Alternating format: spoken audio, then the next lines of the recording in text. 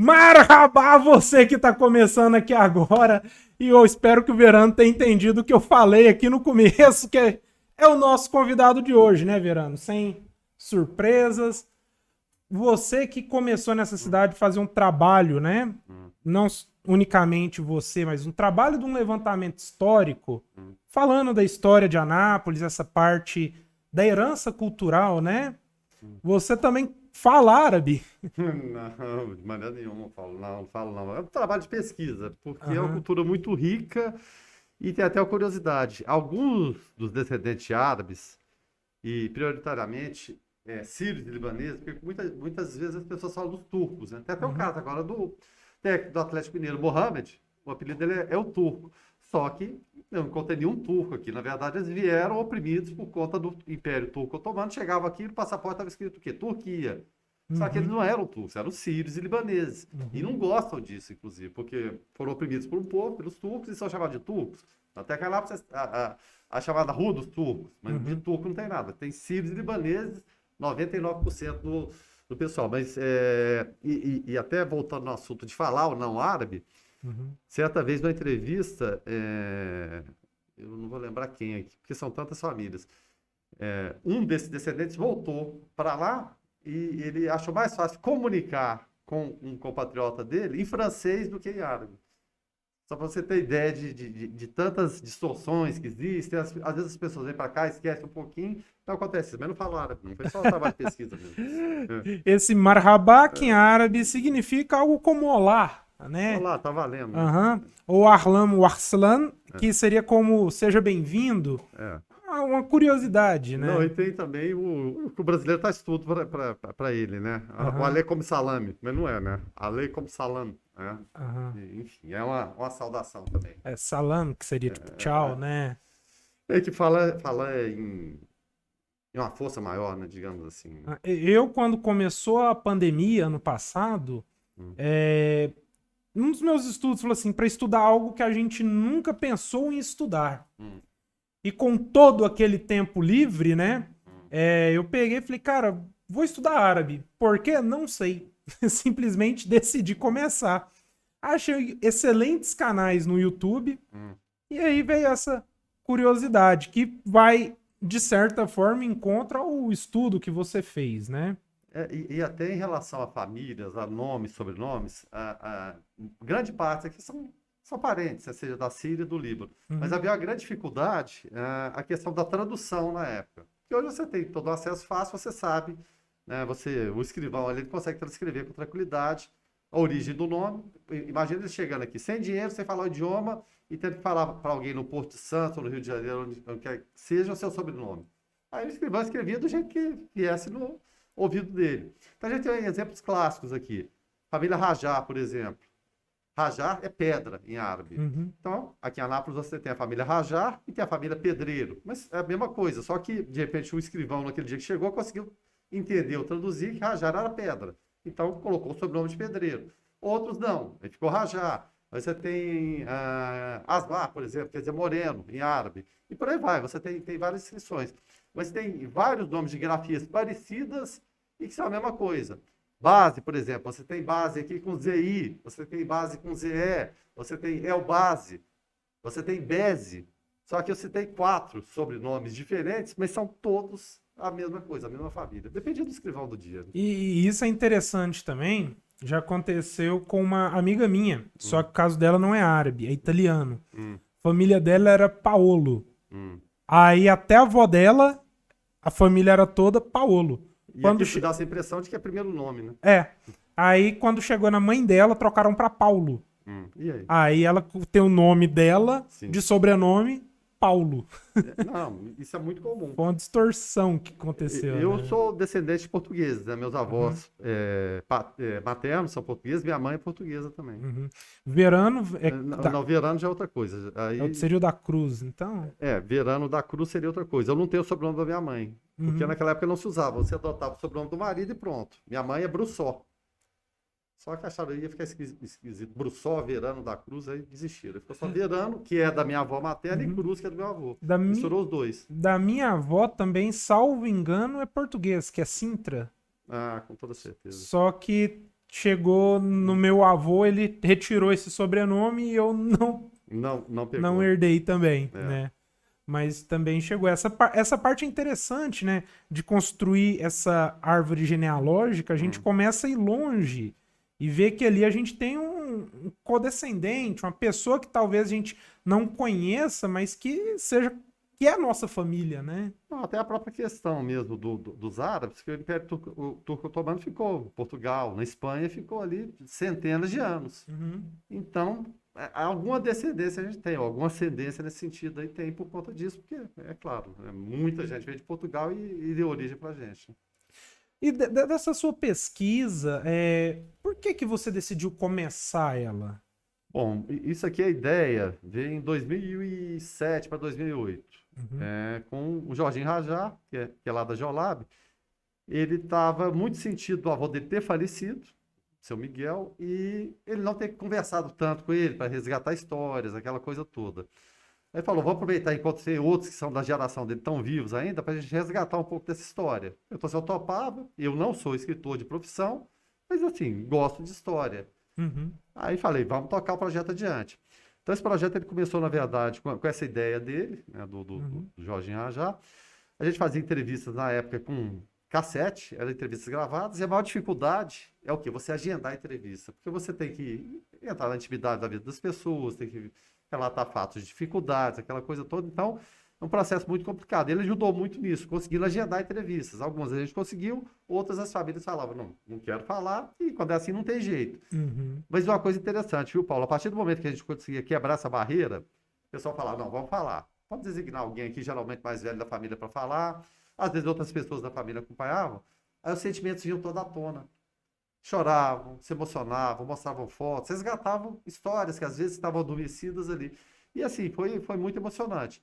E começou com esse processo, como eu te falei, gravando em fitas cassetes, armazenando. E o parceiro desse livro é o Birajara Galli, ele é da Academia Goiana de Letras. Então fazia esse trabalho de pesquisa com as entrevistas e ele transcrevia, né, no formato literário, né, digamos assim, que ficasse bacana. Com o passar do tempo, virou programa de televisão, o canal 5 da NET Anápolis, um programa chamado Os Árabes do Centro-Oeste. Inclusive, quem tiver interesse, todos os vídeos e áudios dessas entrevistas estão lá, são mais de 100, estão disponíveis. O canal chama Os Árabes do Centro-Oeste. Tá no YouTube esse Tá canal? no YouTube, todas as entrevistas E estão lá. só fazer um adendo aqui. Fica à vontade, eu vou falando demais. Não, a gente tem o tempo. Meu compromisso é amanhã às 7 horas. Rapaz, o meu é 5 horas da manhã. Só te cortando que pra você que tá aqui, que ainda não inscreveu no nosso canal, que ainda não inscreveu no nosso Instagram, que não curtiu esse vídeo, você tem aí 2 segundos, hein? Curtiu? Muito bom, hein? Agora se inscreve, gente. 300 visualizações, 500 visualizações para 200 inscritos. Que é isso, galera? Vamos aumentar isso daí, viu? Agora, voltando, que você tem esse canal no YouTube, como é que é? Não, aí como eu te disse, eram entrevistas de áudio. Ah, tá. Aí, puxa vida, o áudio é pouco, vamos começar a filmar isso aí? Aí partimos para filmar, para resgatar imagens também, porque o áudio é interessante, mas a imagem junto é interessante também. Aí virou um programa de TV que durou cerca de 4 anos, mais ou menos, chamado Os Árabes no Centro-Oeste. E nesse caso veio não só Anápolis. Aí juntava as duas coisas. Você tinha as entrevistas, fazia o trabalho das entrevistas, expunha num canal fechado, canal da NET, mas colocava lá. Criava até um laço maior de interesse das famílias. Oh, puxa vida, vamos de repente aparecer no canal de TV? Bacana. E assim a gente fez. Aí, no início, acredito que foram umas 20 ou 30 entrevistas de áudio, o restante, cerca de 60, por aí, todas gravadas em vídeo. E ficou no canal 5 da NET durante, assim, como eu disse, mais de 4 anos. Até hoje na rua, o pessoal fala, você que faz entrevista com os descendentes, com os primos. Às vezes alguns pensam também que eu sou descendente. Mas até hoje tem esse reconhecimento nas ruas. Será que eles pensam isso por causa do nariz? Pode ser, porque eu tô com ele tampado aqui, mas tá dando para ver aí pelo vídeo que é um pouco protuberante, né, digamos assim. Pode ser. Porque uma característica ali dos árabes em geral, não só dos descendentes, é que você não pode fumar na chuva, né? Sim, sobrancelhas espessas também, também. Né? Uma barba que eu sonho em ter, mas não consigo nem com minoxidil. Não, é assim, marca muito, muito forte, né, personalidade. Porque a gente tá na cidade que você tem muitos descendentes. Você bate o olho, você sabe. Sabe. É claro que teve a mistura, mas os mais antigos, segunda, terceira geração, você bateu o olho e você fala, não, é descendente, é primo. Aí, Aham. aí vem a tal da pecha do turco, não é turco, não é turco, é sírio, é libanês, deve ser palestino, egípcio, enfim, mas turco, nenhum. Será que isso é uma forma de discriminação ou é simplesmente porque for mais fácil de ser chamado assim? Eu acho que pode juntar as duas coisas. E aí, isso não tem tese nenhuma, mas assim, pelo trabalho que eu fiz e pelo que eu vi, talvez tenha sido uma bênção para a cidade de Anápolis se rotular como turco. Porque Anápolis é uma cidade que tem mais de 100 anos, mas ela não tem, não é bicentenária como Corumbá, Pirenópolis, só para citar vizinhas nossas. Uhum. Então, naquele primeiro momento, eles vieram seguindo estradas de ferro e foram para cidades que eram mais desenvolvidas na época. Aí chegaram em Corumbá e Pirenópolis, já com aquelas sociedades certificadas, poucas famílias, o pessoal fala, não quero querendo saber de turco aqui não, vai para outro lugar. Uhum. E Anápolis acolheu esse pessoal. E assim, com todo respeito às cidades históricas, elas pararam no tempo na história, são cidades belíssimas para você visitar, mas a indústria vai além do turismo? Não vai. E Uhum. Anápolis, que era uma cidade muito menor, ela pegou esse ciclo de desenvolvimento porque trouxe a técnica de comércio, de mascatear, de ir no lombo do burro, a abrir linha de crédito, vender as coisas. E Anápolis foi nesse embalo. Então, muito do que Anápolis tem hoje de industrialização veio dessa aceitação de Anápolis ser uma cidade acolhedora. Enfim, receber esse pessoal aqui que trabalhava de noite. Muita gente fala, mas são tão ricos. Sim, a imensa maioria prosperaram, mas trabalharam muito, viu, Paulo? Tem uma curiosidade também. Eu gosto muito do setor de investimentos, né? Hum. 1% da população brasileira, ela é de descendência sírio-libanesa, né? Descendência árabe de uma forma geral. Mas se a gente pegar os bilionários brasileiros, 50% são árabes. Ou de descendência ali dessa parte do Oriente, né? O que mostra que, tipo, apesar de ser uma quantidade tão pequena em relação ao todo, quando se trata de resultado dos trabalhos, né? É o Isso PIB é de uma grande Anápolis. maioria. Olha o PIB de Anápolis, o PIB de Goiânia, porque eles não ficaram só em Anápolis. Uhum. A construção de Brasília teve muito. No interesse comercial deles, que souberam prosperar, vender e estabelecer negócio, e alguns nem voltaram para cá mais. Goiânia também, da mesma forma. E Uhum. Anápolis teve essa bênção de gerir duas capitais. Qual cidade no Brasil tem isso? De ter ajudado a construir Goiânia e Brasília? Nenhuma. E Vira... Anápolis teve esse privilégio. Uhum. E aproveitaram esses nichos de oportunidade para ganhar dinheiro. A verdade é essa, ganharam e ganharam muito dinheiro. Viramos o passa lá, né? Tá indo pra Goiânia, passa lá. Tá indo pra Brasília, passa Passa lá, lá. mas às vezes falta um pouquinho do respeito, mas Anápolis, ela acho que soube se consolidar, né? Muitas Uhum. vezes, capital vira as costas, capital federal também da mesma forma, mas tudo passou por Anápolis, né? A- E alguns filmes, inclusive, produzidos citando Anápolis como referência de estudo. Até mesmo a gente tem ali a famosa rotatória da Havan. Uhum. O viaduto que foi feito não foi para ligar bairro centro, né? Ela foi Não. feita estratégia para ligar Goiânia para Brasília, né? E Anápolis como o trevo do Brasil. Anápolis a 1.000 quilômetros de distância dos locais, dos mais importantes centros econômicos. De Anápolis você pode ir para qualquer lugar, praticamente todos os lugares, até Nova York, né? 1.000 quilômetros de Nova York, não. Não, tá do lado ali, do trevo ali, ó, não dá 100 metros ali. Já Própria tem a Estátua da Já tá. Liberdade. Ah, entendi. Não, e muitos, tem até história aqui da família Cury, que saísse de lá, na verdade eles não sabiam se eles iam parar no posto de Nova York, em Buenos Aires, Santos, Rio de Janeiro. Às vezes chegava, onde é que eu tô? Não, tá em Nova York. O caso da família Cury foi esse aí, de parar em Nova York. E lá tentar começar negócio. Uhum. Outras famílias foram parar em Buenos Aires, outras no Rio de Janeiro, Santos, e a partir dali vindo para o interior, porque entendendo que o interior é que poderia trazer essa Uhum. prosperidade. E que ano mais ou menos que foi isso daí? Início do século passado, porque você tem várias levas, né? Mas a Uhum. primeira delas, início do século passado. 1900 ali. Início do século passado. O primeiro relato que você tem seria do Charhud Isper. Teria Uhum. sido o primeiro. Pode ser que tenha sido alguém antes? Pode ser, mas só que no livro ficou Charhud Isper. E a partir dele, é claro, vinha aquela história toda. Teve Primeira Guerra, que foi o caos da Europa, pobreza. Aí vem uma leva para cá, 14, 18, período posterior a 18. Depois, Segunda Guerra também da mesma forma. E à medida que iam prosperando, pegava, mandava cartinha e falava, opa, vem para cá que você pode ter oportunidade, está passando fome, miséria. Aí tem Inclusive, a história aqui, que é das mais interessantes, foi que a mordida de um camelo fez com que a família viesse aqui para o Brasil. E pra ler essa história, só tendo o livro. Tendo o livro, mas, enfim, como eu te disse, no canal do YouTube, você tem as entrevistas de forma separada, com várias pessoas. Né? E pra quem quer adquirir o livro, como que faz? Esse livro ele não teve um lançamento oficial. Ele foi feito com recurso da Lei Rouanet, mas para doação através de incentivos fiscais da Geolab. Aí, 1.000 livros foram doados para a Igreja Ortodoxa de Anápolis, da mesma forma para a Igreja Ortodoxa de Goiânia. Então, essa renda do livro, ela vai toda para as igrejas. Não sei se querem fazer em algum momento algum lançamento oficial, mas em Anápolis você encontra ali no Empório do Oriente, fica na rua 14 de julho. Tá? Certo. Então, tá lá, aqui, ó. Me virei aqui, tá bom? Aí tá aqui. Essa escrita Anápolis com É, aparentemente letras árabes, né? esse São estilo. bem diferentes. A grande dificuldade foi também arrumar uma foto. Qual que seria a foto mais conveniente? Porque geralmente sempre se relaciona imigração com estrada de ferro.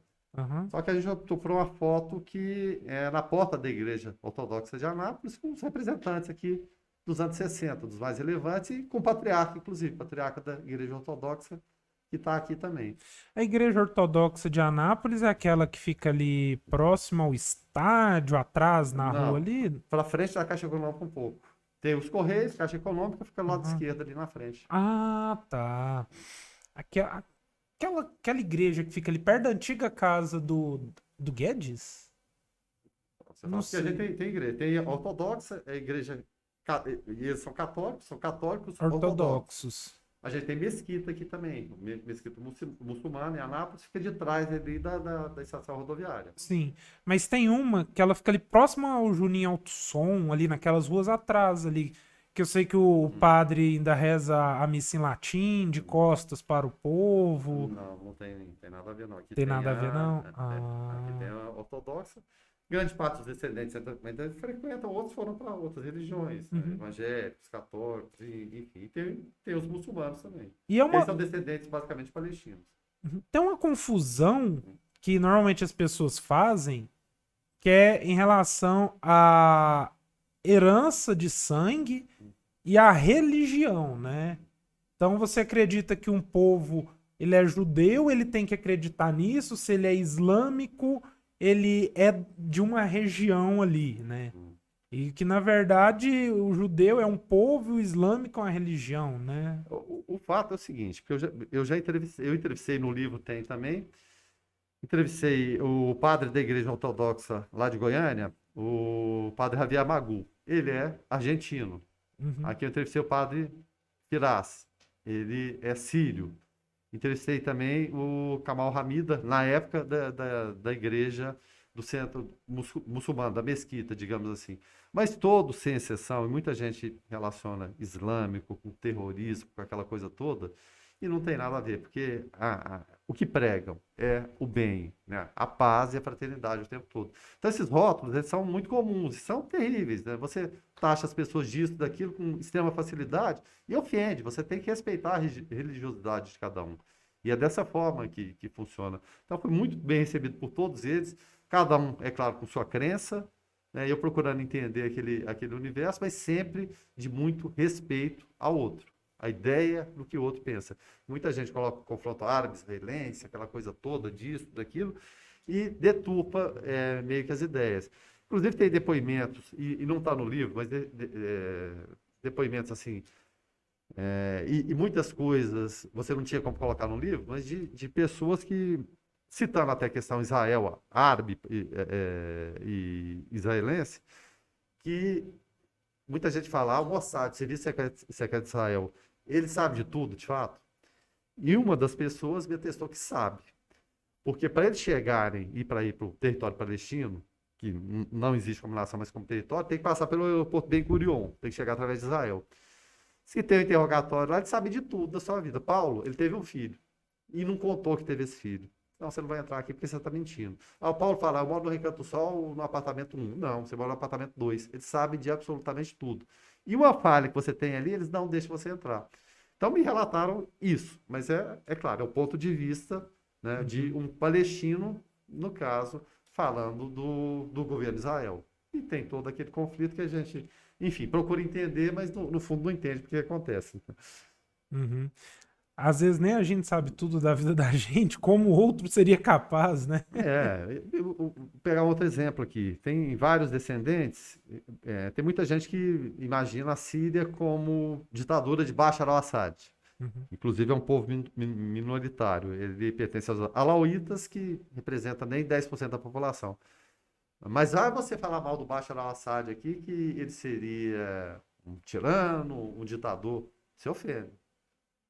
Então, o que eu aprendi nesse tempo todo foi de escutar, respeitar a opinião de cada um. Você não chegar com rótulos. Entrevistei embaixadores, as entrevistas não estão aqui, mas estão no vídeo. Porque o embaixador vai e vem. Mas entrevistei embaixador da Síria, entrevistei dois, entrevistei embaixador do Líbano. Inclusive tem entrevistas em árabe lá, mas o cônsul da Síria me acompanhou para fazer essa tradução, contando o ponto de vista deles. Que a gente tem ponto de vista ocidental, disso, daquilo. Só que a gente tem que procurar entender, mesmo não concordando com aquilo, procurar entender o ponto de vista deles, que é outra mentalidade, é outra cultura, é milenária, é diferente da nossa, não é Ocidente, é Oriente. Então, eu acho que me ensinou muito em relação a respeitar o ponto de vista de cada um. Como diria uma plaquinha que nós temos aqui, mas que não é visível a quem não está aqui dentro, escute sem atacar, né? Exatamente, procure escutar. Eu acho que o papel do bom repórter é escutar. É exatamente isso que você está falando. Eu raramente sou entrevistado, eu entrevisto. Uhum. Eu me julgo assim, não sei se eu sou bom entrevistado ou não. Porque meu papel é fazer perguntas e escutar os outros. Quando é o contrário, igual você está me fazendo perguntas e eu falando aqui, eu fico numa situação mais intimidado. O que me libera, na verdade, é o microfone. Não que o microfone seja uma arma, mas um instrumento de libertação para poder falar. Porque eu sou tímido, no dia a dia eu sou extremamente tímido, viu, Paulo? Tem uma coisa que eu acho interessante, que é o seguinte, quando a gente senta e a gente conversa, e é uma coisa que eu acho que acontece muito nos dias atuais, é de você ter uma ideia, uma opinião, e você achar que a sua opinião ela é a correta, simplesmente por ser sua opinião. Quando você grava aquilo, você externa aquilo, transforma em palavras, e você mesmo se ouve falando, mas sem ter aquela cabeça fechada, às vezes você olha pra você. Já aconteceu comigo aqui no podcast, eu já mudei de ideia. Eu poderia ter falado outra coisa, né? Poderia. Mas por que eu não me julgo? Naquela vez eu tava errado. E eu olhei pro que eu falei e falei assim, cara, eu tô errado. Mas você gosta de se... Olha eu pegando o papel de entrevistador aqui. Mas você gosta de se ver depois, de acompanhar o que você falou? Ah, às vezes sim, às vezes não. Depende do dia. Cara, eu detesto. Eu não me importo. Eu fico mal. Eu não sei se é exatamente por conta disso que você falou. Puxa vida, eu coloquei mal isso aqui. Poderia ter colocado melhor. Agora mesmo eu tô falando com você, eu vou chegar em casa e vou falar, poderia ter me expressado melhor. Então eu procuro não ver novamente. A gente falou aqui, você pode ter certeza que eu não vou ver depois, não. Mas você sabe por que eu penso assim? É quando a gente se liberta da cobrança de culpa. Por exemplo, hoje eu venho aqui pra você e te falo que 1 mais 1 é 5. E não é? Mas eu acredito que seja, porque eu vi num vídeo do YouTube, minha mãe me passou desse jeito, meus amigos concordam, recebi um vídeo no WhatsApp. A tiazinha do Zap, né? Independente. Vi que a pessoa que eu gosto fala que 1 mais 1 é 5. Gravei, olhei eu falando, falei, concordo. Daqui 1 ano, um dia, 1 mês, 10 anos, eu olho e falo, caramba, 1 mais 1 é 3. E eu vou começar a acreditar que 1 mais 1 é 3. Daqui 20 anos, eu chego à conclusão que 1 mais 1 é 2. Só porque eu não posso me atacar quando eu achava que era 5. Porque naquele momento, por alguma razão, talvez assim, besta, eu acreditava. Quando eu comecei a pensar que era 3, eu estava mais próximo da verdade, porém ainda não era a verdade em si. E o mais interessante é quando você tem essas suas ideias gravadas, registradas, é você acompanhar o seu percurso. Isso eu acho legal. Quando eu pego meu Facebook lá de 2011 e vejo o que eu colocava, hoje raramente eu concordo com alguma coisa. Só porque eu não vou olhar pra mim e falar, caraca, eu era um burro. Não, era o que eu acreditava. Né? Eu acho que evolução, quando a gente vai do 5 pro 3 até chegar no 2, a gente teve ali um crescimento positivo. O difícil seria se eu pensasse o contrário. Começasse no 2, achasse que é 3 e daqui 20 anos pensasse que fosse 5. Né? A gente passou por uma involução, né? A gente não evoluiu, né? Mas está acontecendo muito isso hoje, ô Paulo, por conta dessa polarização política. Você acompanha o programa na rádio, a gente é tão atacado lá, mas tão atacado que tinha dia que eu saía mal, eu falava, gente, será que eu não estou errado, esse pessoal está certo, de repente, na opinião deles? Só que o trabalho jornalístico é o quê? Tentar tirar dúvidas, trazer a opinião isenta. Tem gente que rotula a gente de comunista, aí tem gente que rotula a gente de bolsonarista, aí eu penso assim, a gente está sendo atacado pelos dois lados, para citar esse espectro político, é porque a gente está no caminho mais ou menos certo. Uhum. E rotula a gente disso, rotula daquilo, quando na verdade a gente quer trazer a verdade do fato. Só que muitas vezes. Atacou. Alguém atacou, alguém tá bravo aqui. Só que muitas vezes o que a gente considera apuração, tem gente que fala que é mentira, é fake news. Quer escutar a sua própria verdade. Então, o papel do jornalismo hoje em dia ele é fundamental.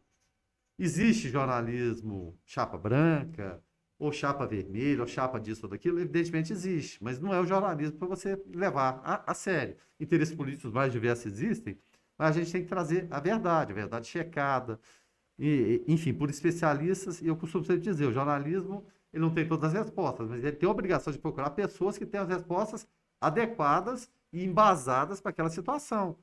Porque a gente vive num mundo tão grande de fake news e tanta maluquice, que chega nesse ponto que você falou aí. Puxa vida, será que é isso mesmo? Será que 1 mais 2 dá 5, não? Será que de repente não está certo? Porque de tanto ficar repetindo mentiras e mentiras e mentiras, e quando eu falo mentira, não que eu seja dono da razão, mas em cima de fatos e coisas checadas e averiguadas, e tem hora que a gente fica em dúvida. Mas a luta é essa, de tentar trazer a verdade, muito embora os ataques venham de todos os lados, vêm de esquerda, vêm de direita, vêm de centro, enfim. E as pessoas, acho que elas têm medo da crítica à pessoa delas.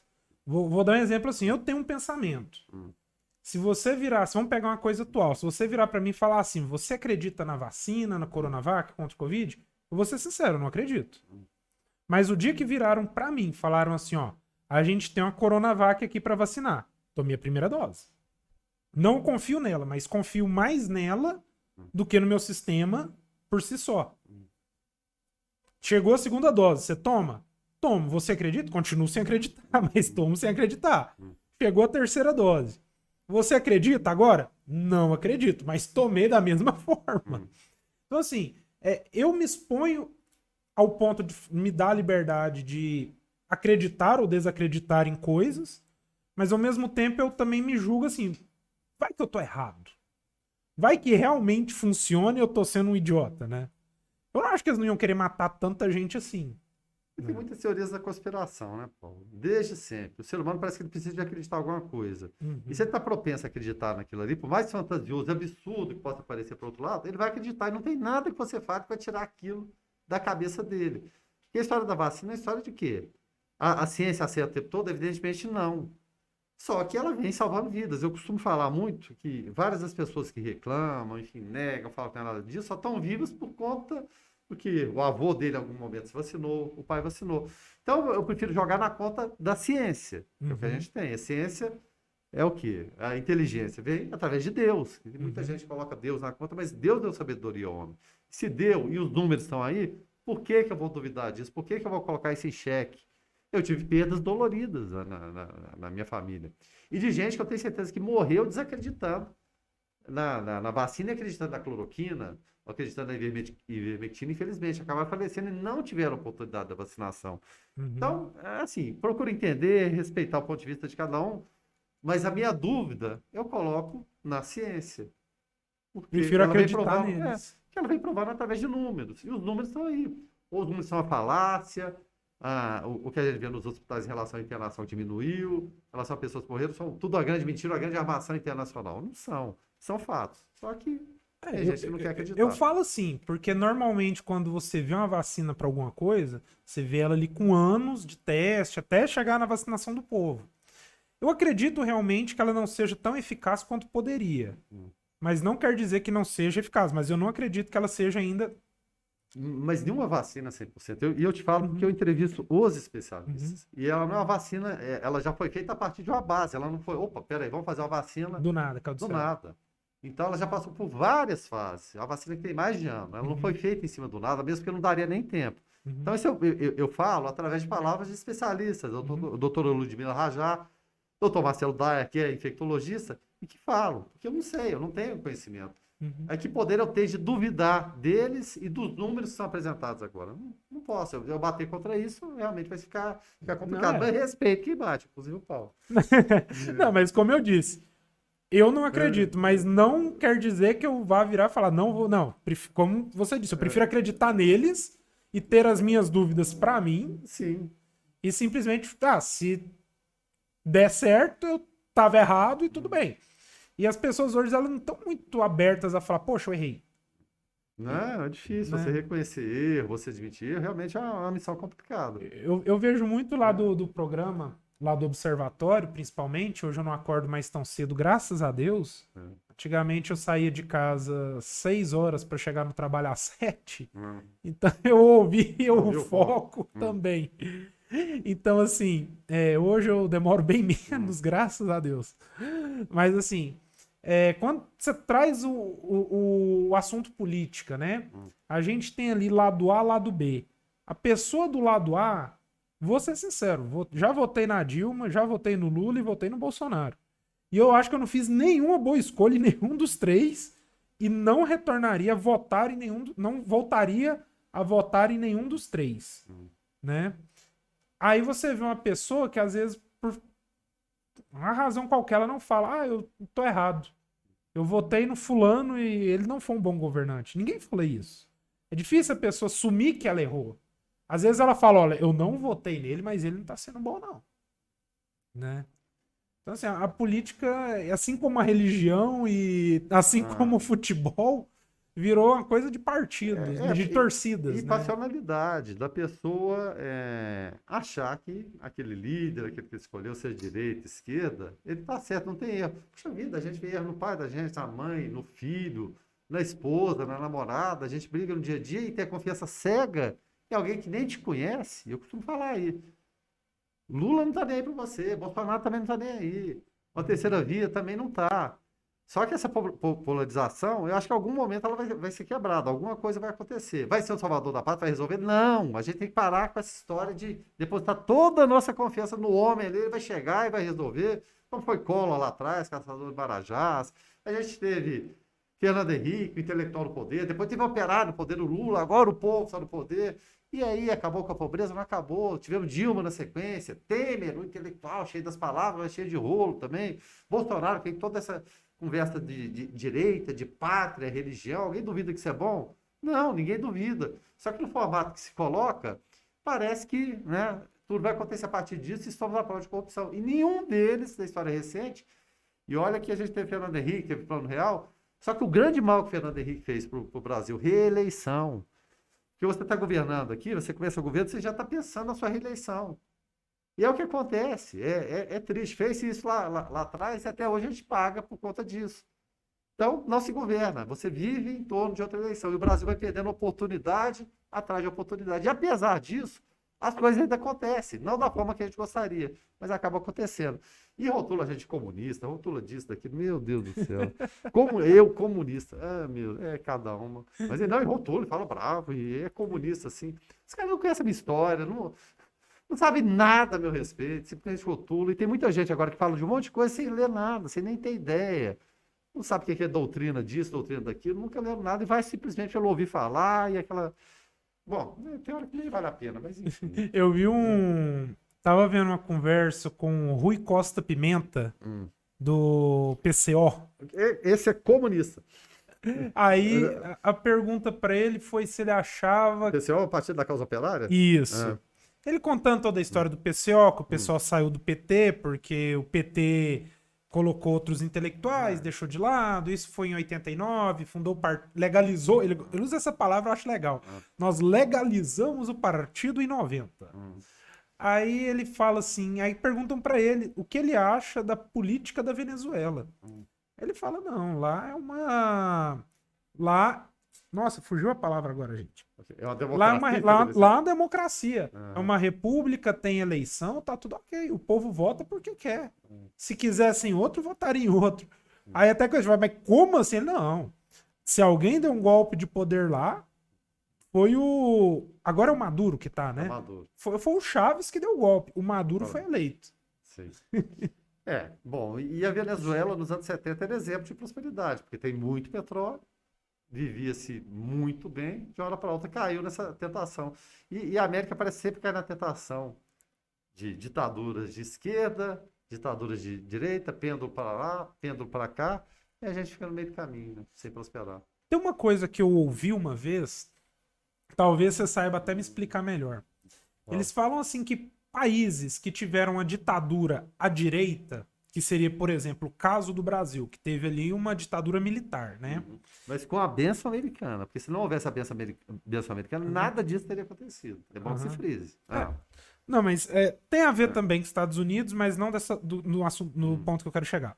Eles falam que quando você tem uma ditadura pra direita, o seu aspecto político ele tende a ficar um pouco mais à esquerda, onde até mesmo a própria direita, se você pegar do ponto de vista político, catedrático ali, ele é um pouco mais à esquerda do que realmente ele diz ser.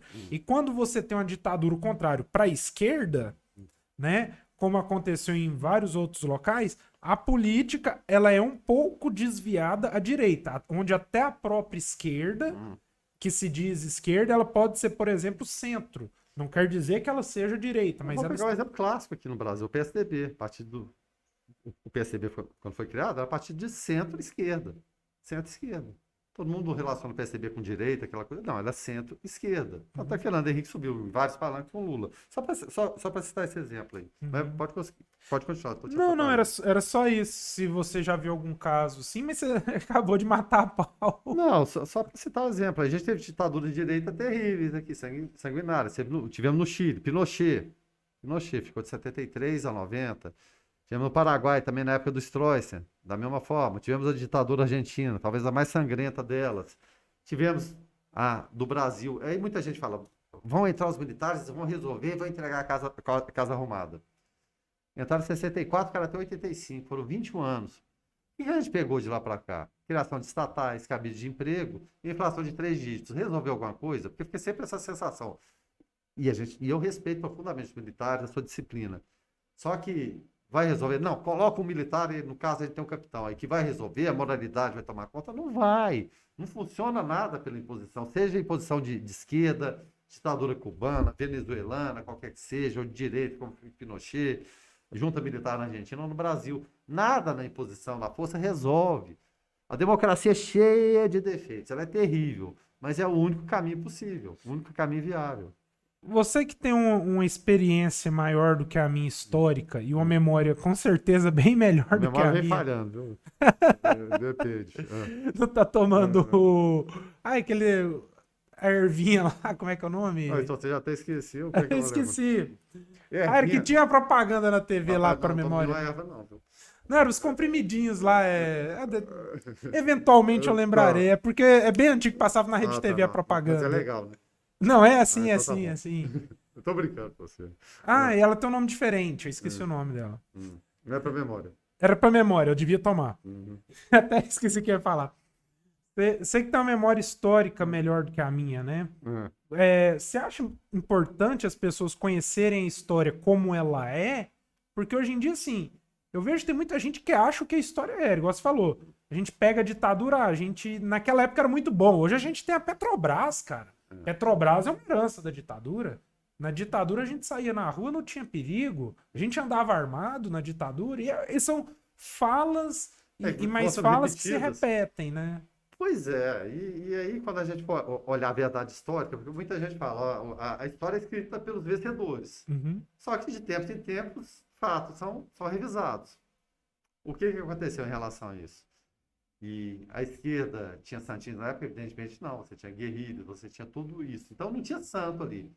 Nem generais no poder e nem os guerrilheiros. Inclusive a ex-presidente Dilma foi também, né, pegou em armas, enfim, aquela história toda. Então ali não tem ninguém inocente. Tem a situação de momento em que havia a questão toda do capitalismo e comunismo. E talvez o grande pecado do João Goulart lá atrás foi ter visitado a China, falou, visitou a China, vai voltar comunista. E repete esse mantra comunista, que o comunismo vai tomar conta do Brasil, Fico pensando, tanto que o Lula é incompetente, o Lula e Dilma. Porque eles ficaram tanto tempo no poder de implantar o comunismo, agora vão implantar. E não estou querendo que volte. Eu sou do nem um nem outro. Aham. E fica, e coloca essa história de comunismo, uma parte que já foi virada, está lá atrás. A China é comunista, mas ela tem práticas de capitalismo, ela prosperou a partir do capitalismo. Enquanto viveu com Mao Tse Tung até 76, era gente morrendo. A partir daquele momento, falou, puxa vida, na época eram 800 milhões de habitantes, hoje é 1 bilhão e 400, que seja. A gente precisa tomar uma providência, porque senão vamos morrer de fome. E assim fez. Adotou práticas de capitalismo no regime que é fechado. A gente tem a democracia americana. Foi atacada, invasão do Capitólio. Alguém conseguiu imaginar uma cena daquela, de invasão do Capitólio? Num país, puxa vida, com todos os efeitos que eu estou falando, mas o exemplo de democracia você sempre cita os americanos. Dá uma viradinha do microfone mais Opa, pra cima. Fica em pé aqui. Tá batendo continência. Não, mas então assim. São muitos rótulos, muitos rótulos e que hoje o mundo ele quer prosperar e ganhar dinheiro. Esquece arrume-se outra desculpa. Menos falar que o Brasil vai ser comunista ou vai ser capitalista mais ou menos. O Brasil é mais comunista que a China, você pode ter certeza. O Brasil ele tenta mecanismos de proteção muito maiores que os da China. A China tem os deles, mas o Brasil vai deixar de comprar da China. Então, peraí, vai virar um país comunista, não vamos comprar mais da China? Os americanos negociam com a China, os americanos compram o petróleo da Venezuela. Só que nos bastidores é outra história. Então, o mundo faz negócios. Então, vamos procurar outra desculpa, outra argumentação. Mas a questão do comunismo, ela virou lá atrás. Só repetindo o fato histórico, você teve, enfim, Segunda Guerra Mundial, divisão da Alemanha, Muro de Berlim, na época que você vivia a Guerra Fria. Guerra Fria, ou você era comunista ou era capitalista. Então você tinha essa necessidade, tinha esse rótulo. Daí, em 64, o governo americano, puxa vida, pode ter influência chinesa. João Goulart foi lá, e na época votava-se para vice-presidente. Para a chapa Jean, era Jânio Quadros e Jean Goulart. O apelido do Jânio o do João Goulart era Jango. Então foi a dupla Jean. Então ele foi eleito vice-presidente. Mas estava na China, peraí, não vai dar certo esse negócio. Então o governo americano apoiou solenemente. Enfim, vamos estabelecer algo aqui que não tem interferência russa. Teve caso dos mísseis lá em Cuba. Enfim, não vou ficar contando história aqui que não compensa. Só que esses rótulos vira a página. O Muro de Berlim acabou, caiu, ficou lá para trás. A gente está vendo agora a tentativa da Rússia invadir a Ucrânia, e já pertenceu ao território, então, soviético. A gente, tempo em tempo, revisita isso. Mas vai dar em alguma coisa, afinal de contas? Não vai. A gente tem que fazer negócio, tem que prospectar negócio. E esquece essa besteira de ideologia de esquerda, direita. Você é de esquerda, você não sabe nada. Você é de direita, você também não sabe nada. Tem gente inteligente e burra dos dois lados. Então, a gente espera que o equilíbrio prevaleça. Né?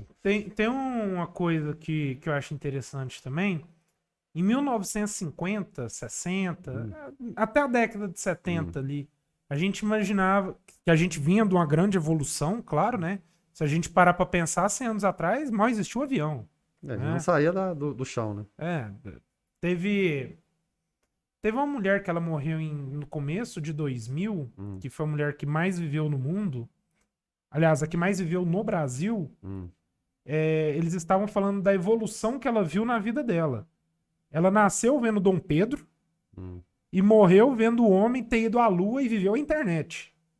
Pra você ver o quanto que o mundo mudou em tão pouco tempo. Isso é culpa dos OVNIs, os extraterrestres. A teoria da conspiração. Os extraterrestres estão por aqui, eles é que bolaram isso tudo. O homem não teria condições. O homem não teria condições de sair do chão e ir para a Lua em tão pouco tempo. Os OVNIs é que fizeram isso aí.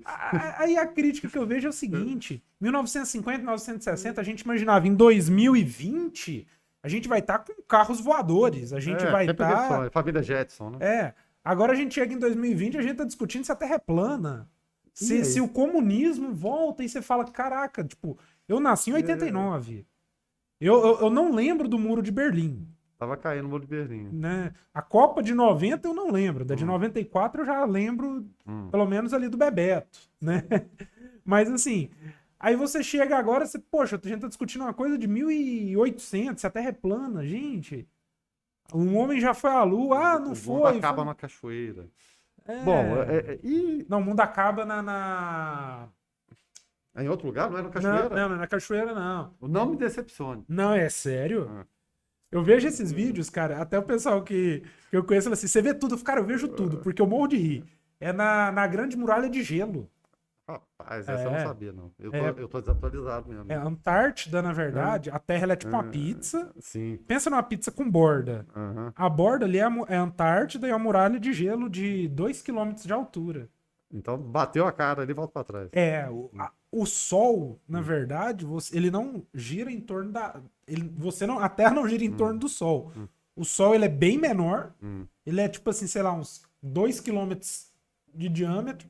E você só vê que ele tá longe porque ele se afastou tanto que é como se você pegasse uma lanterna assim e fosse andando naquela rua retinha. Aí uma hora você para de ver a luz. É por isso que você não vê o Sol. Rapaz, eu não sabia disso. É. Puxa vida, que bacana. Então, a gente fala às vezes desse tom assim, de brincadeira, de teorias malucas, né? Que, na verdade, elas acontecem então por aí e às vezes tentando reafirmar isso aí, quem sabe alguém vai acreditar.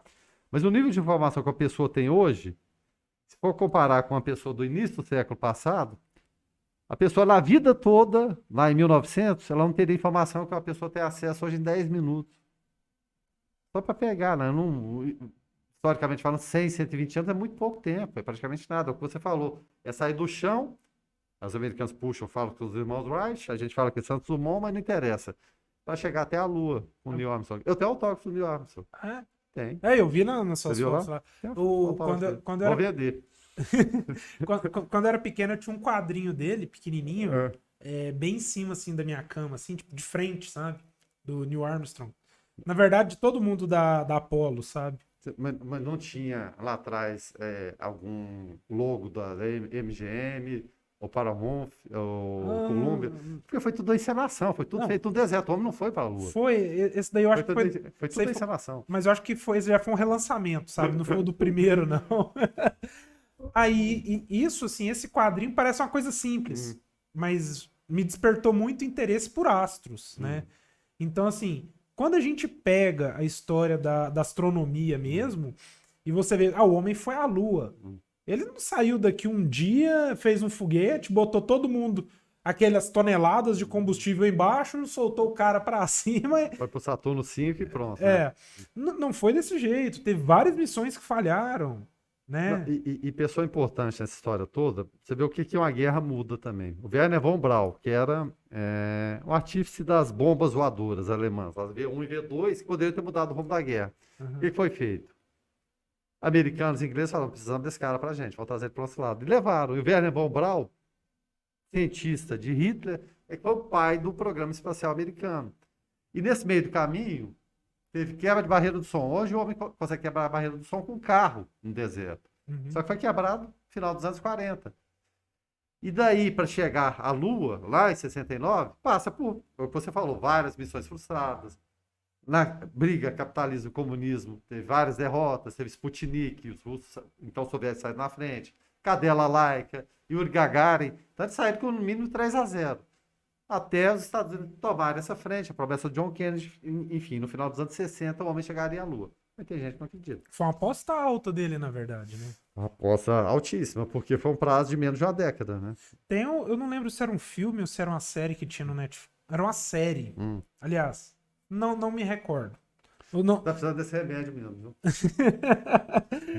Que conta a história das mulheres por trás da missão Apollo. De todos aqueles cálculos matemáticos, o preconceito que se tinha na época, que também foram fundamentais nesse processo todo. Que foi uma superação grande, porque hoje você fala, o homem foi à Lua, mas o homem só foi à Lua por causa das mulheres que faziam as contas. Porque não era igual hoje que você abre um programa de computador, tem ali Lua, jogar pousar. tudo lá. Nada disso. Era como você pousar na Lua com Word, né? Tipo assim, 1 mais 1, né?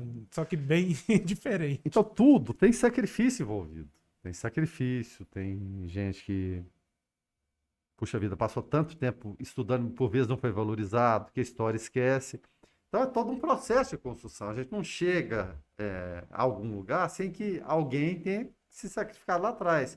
E basicamente ciência, a gente está falando de ciência aqui o tempo todo. É claro, o fator humano, ele é preponderante. Sem o fator humano, ciência também ela não faz sentido.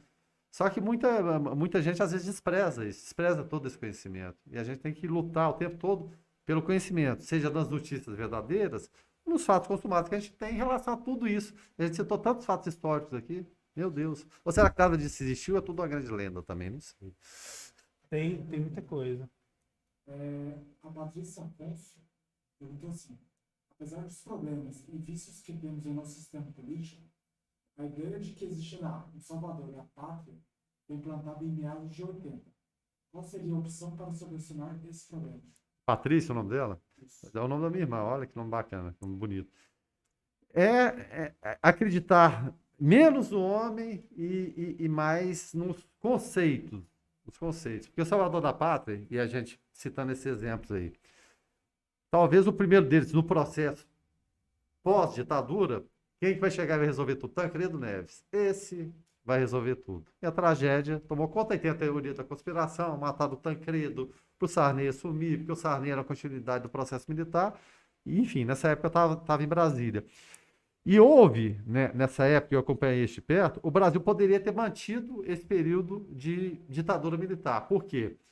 Na época você tinha o Tancredo, seria candidato a presidente, só que não estava definido candidato a vice.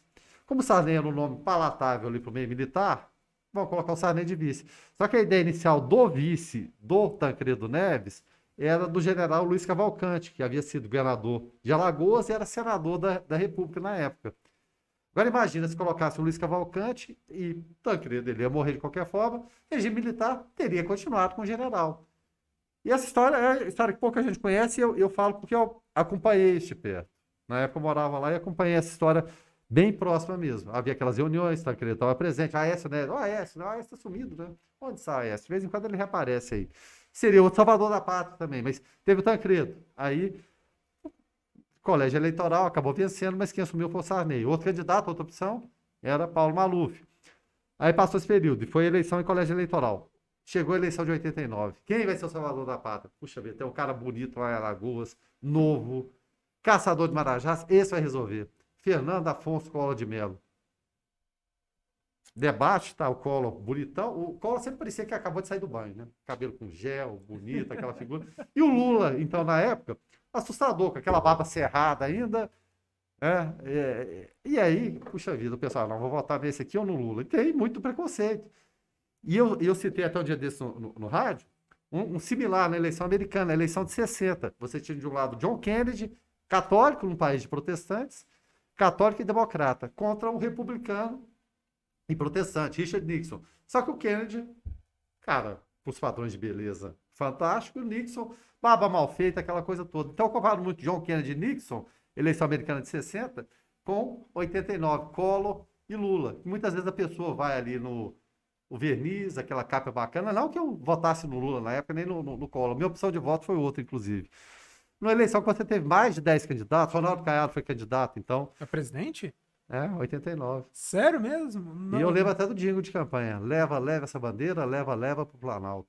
E candidato da UDR, que era União Democrática Ruralista, foi candidato. Você teve Mário Covas, teve Ulisses Guimarães, Aureliano Chaves, que foi vice-presidente da época do Figueiredo, além do Collor, Lula, Brizola. O Brizola não foi para o segundo turno com o Collor por questões de décimos. Então você teve essa eleição em 89. O que deu? Collor, depois teve que sair, porque senão seria empichado por conta de denúncias, Farias, roubalheira. Aí veio improvável. Quem? Itamar Franco.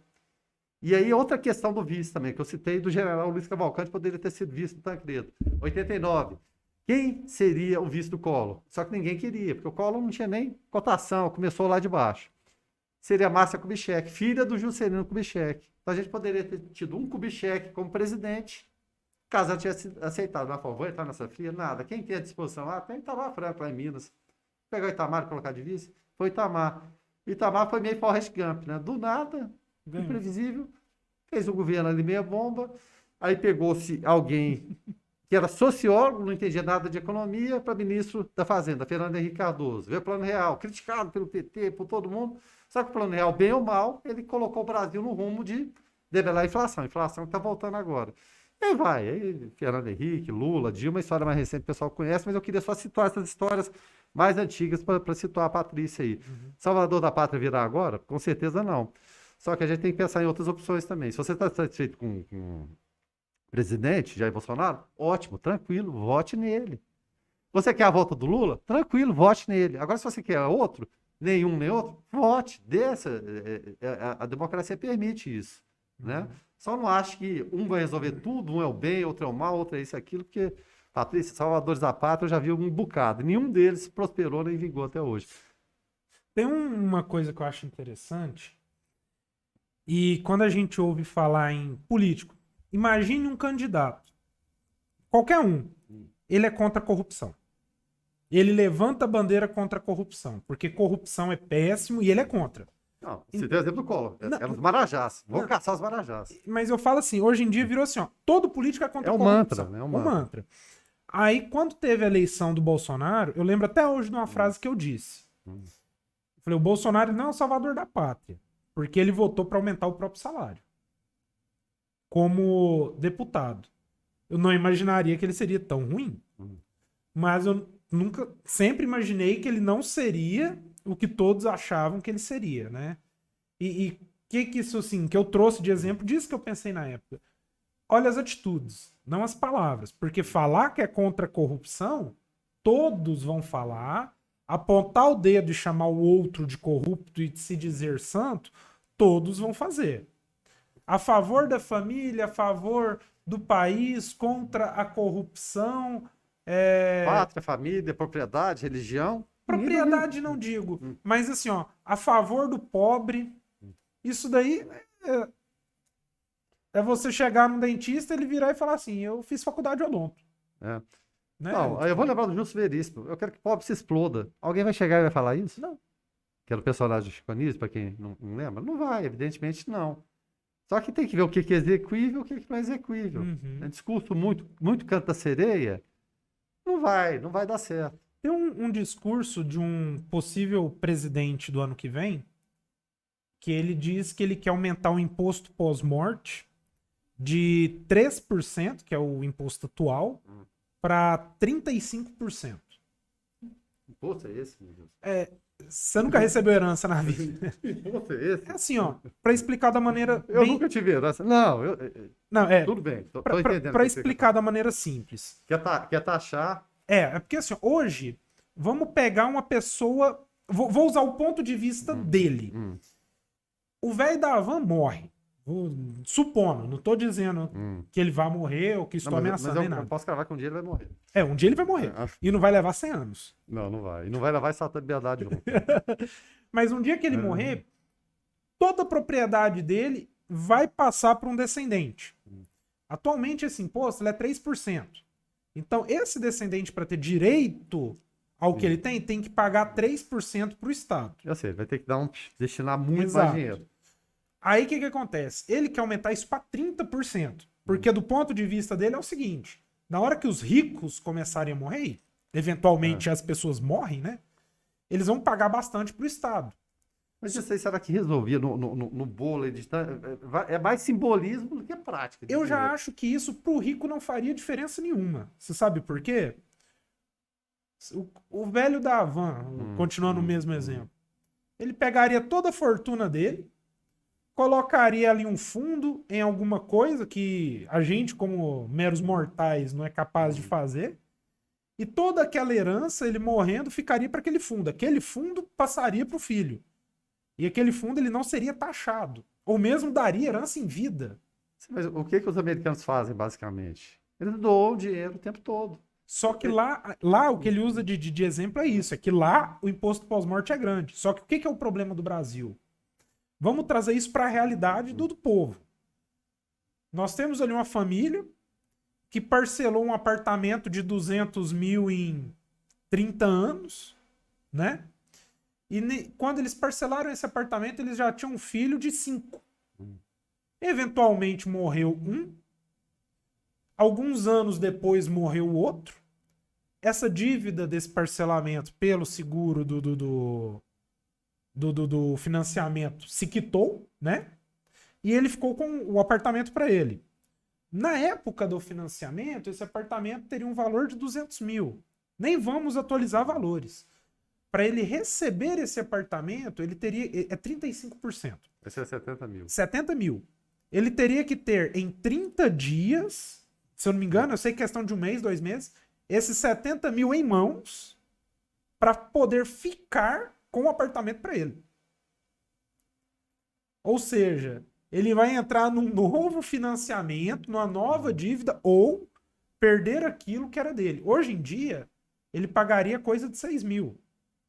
Então, assim, isso é uma coisa que você olha para um político, eu vejo isso, eu falo assim, quando e eu acho engraçado que ele fala assim, ó, eu vou fazer uma coisa, não conta para ninguém não, eu quero aumentar o imposto pós-morte de 3 para 35 nos Estados Unidos, nas grandes Não mesmo que fala que vai nações. limpar o nome do SPC, não. Né? Ele mesmo, É. ele mesmo. Aí eu olhei e falei assim, cara, isso daí, quando o rico morrer, ele vai ter deixado isso daí, ele já pensou nisso. O problema é o cara que tem um apartamento financiado. Então. Entendeu? Imagina lá, eu tô aqui com meu filho, minha mulher, aí eu morro, ela morre, eu morro. E fica aqui um menino de 17 anos. Esse menino vai tirar dinheiro para quitar esse apartamento onde? Mas aí Entendeu? que tá. É exequível, vai acontecer? Eu acredito que ele passaria isso com uma certa facilidade, porque eu teria apoio popular. Mas não vai. Primeiro que ele não vai ser eleito, né?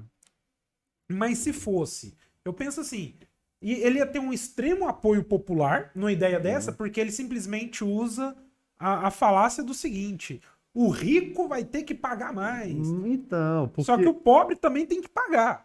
Vai ser igual hoje, na hora que você compra o combustível de quase R$7, se você tem um SUV de 400 mil ou tem um carro de 10 mil, você vai pagar do mesmo jeito. Então ele é totalmente injusto, é desigual, o imposto sobre o consumo. A gente tem que fazer uma reforma tributária e não faz. Ela não acontece. Vai acontecer esse ano? Evidentemente não. É ano político, isso causa desgaste. Não vai acontecer. E o problema do Brasil é sempre deixar os problemas para depois e na hora do aperto, do assodamento, meu Deus, aquela questão ficou para trás de como a gente vai fazer e não acontece. Aí fica sempre aquele lema, o Brasil é o país do futuro. Só que esse futuro não chega nunca, né, Paulo? Eu já dizia até Renato Russo nas suas músicas, né? Petróleo, né? Como é que é o nome da música, rapaz? Não, Bad in My Heart Blues, não. Que falava, o Brasil é o país do petróleo, do futuro e tal. Petróleo alguma coisa. E o petróleo lá atrás, a época de Getúlio Vargas, a época da Petrobras, o petróleo é nosso. Uhum. E falando em Renato Russo, Verano, fiquei sabendo que você foi num show dele em Brasília. Eu? É? Rapaz, fui em 2 shows lá em Brasília. Um no ginásio Nilson Nelson, Uhum. que é daquelas homenagens assim que a gente não entende. Quem foi o Nilson Nelson? Muita gente pergunta. Conheci o Nilson Nelson. Ele era jornalista do Correio Brasiliense, na época tinha um programa na TV Capital. Era jornalista, botafoguense. Brasília tem muito botafoguense, não só eu, né? Você é botafoguense? Botafoguense, Olha, conheço um agora. Pois é, enfim. Mas, Aí o Nilson Nelson acabou falecendo de forma trágica, novo ainda, infartou. Aí o ginásio, então, que chamava Presidente Médici, puxa vida, tem um símbolo da ditadura, o ginásio Presidente Médici aqui, vamos colocar o nome de Nilson Nelson. E assim foi batizado de Nilson Nelson, mas ele merecia, não merecia, poderia ser justo ou não. Assim como o estádio Mané Garrincha, que é um ícone do futebol, é justo, mas o Nilson Nelson muita gente não entende. Então, um desses shows foi no Nilson Nelson. Na época, o ginásio de Brasília, eu acho que antes da reforma, era maior até que o Maracanãzinho, cabia umas 25 mil pessoas lá dentro, mas devia ter umas 40. Na pista, enfim. No show, foi tumultuado, mas aconteceu.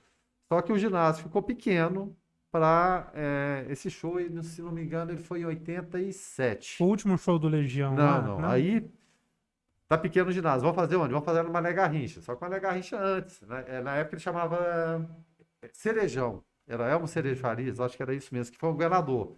Brasília usava-se muito isso, de nomes de figuras públicas para parque. Parque da cidade. Já chamou Rogério Piton Farias. Quem foi o Rogério Piton Farias? Foi filho de um governador. Nada além disso, mas depois virou, enfim, o parque lá da cidade. Aí foi fazer o show no Mané Garrincha. Mané Garrincha na época devia caber umas 40 mil pessoas. Mas parece que Brasília toda resolveu ir para o Mané Garrincha. Confusão, palco muito baixo, Renato Russo discutindo com as pessoas, eu não consegui entrar. Simplesmente não consegui entrar. Ainda conseguindo vender os ingressos, tinha gente querendo entrar, só que era impossível. Só que Brasília toda parece que foi nesse show, o show da confusão, que foi o último show deles lá em Brasília, mas estava presente nesse aí também.